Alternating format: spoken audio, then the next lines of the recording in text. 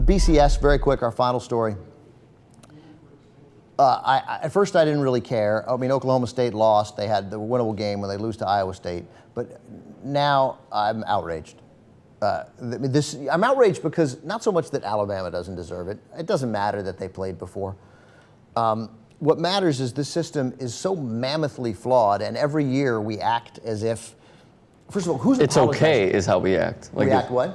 Like a lot of people think, well, you know, they got screwed, but the show goes on. That's pretty much how it is. Every year something is wrong. Every single year something is wrong, and this is a pointless distinction. No distinction ought to be made between Alabama and Oklahoma State and Stanford, by the way. None at all. These teams have all lost one game. They're all from elite power conferences. They all play difficult schedules. Why on earth are we in a position to make this distinction?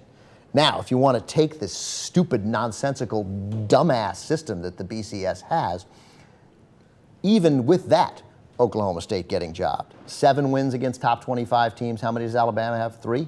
Against top 25 teams? Well, they played Penn State, they played Arkansas, they played Florida, they played LSU, they played Auburn. They played Penn State when Penn State was 23rd in the nation. Alabama's so beaten 3 winning teams this year and 2 in last week's top 25. That's it. Oklahoma State has 7. 7.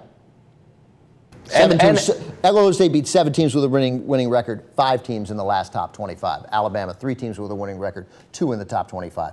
Oklahoma State loses a game 37-31 on the road against an inferior team, no question, in Iowa State. They lose a game on the day that their head women's basketball coach and an assistant are killed in a plane crash.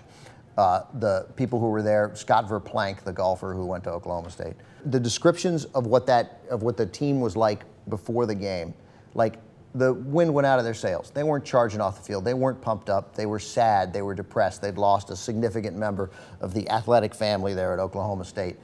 By the way, no one at Oklahoma State will use that as an excuse because they're being totally stand-up guys about it. That is a forgivable loss. They didn't lose at home. Alabama lost at home. They did lose to the number 1 team in the country, but they didn't score a touchdown. All right, so let me play devil's advocate then. Mm-hmm. Alabama lost at home, but they lost at home to the number 1 team in the country. Yeah, right. And Oklahoma State lost on the day of this terrible tragedy, which shouldn't be seen as an excuse, but they lose on the day of this terrible tragedy, and they lose on the road. I mean, why are we making this distinction? It's nonsense. It's done. It's stupid. In no way, shape, or form should this be the way we resolve this. It's terrible, and anybody who defends it is not an American and doesn't know anything about sports. Lastly, for the BCS, if it were to be a playoff system, right? Okay? We just took the top 8 teams, 1 versus 8, 4 versus 5, 2 versus 7, 3 versus 6. What would be the games? LSU against Wisconsin. Who doesn't want to see that? Stanford against Arkansas. I'm tuning in. Alabama against Boise State. Boise State. God bless them. We want them to see it play Alabama. Everybody wants that. Oklahoma State and Oregon. Oh my God, it's good. The games, both those teams are going to put up numbers in the 40s. These are thrilling. The winners play. You're getting like Oklahoma State against Stanford in one half, and then the other half it's LSU. And who was the 4-5 game? Stanford, Arkansas. So it's LSU and Stanford, and then the other one is Oklahoma State and. I mean, you could make a case for Boise State, but probably Alabama. Alabama, right. So there you go. Oklahoma State, Alabama, LSU, Stanford, Final Four. Come on. Come on. Idiots. By the way, my favorite player in college football right now? Yeah.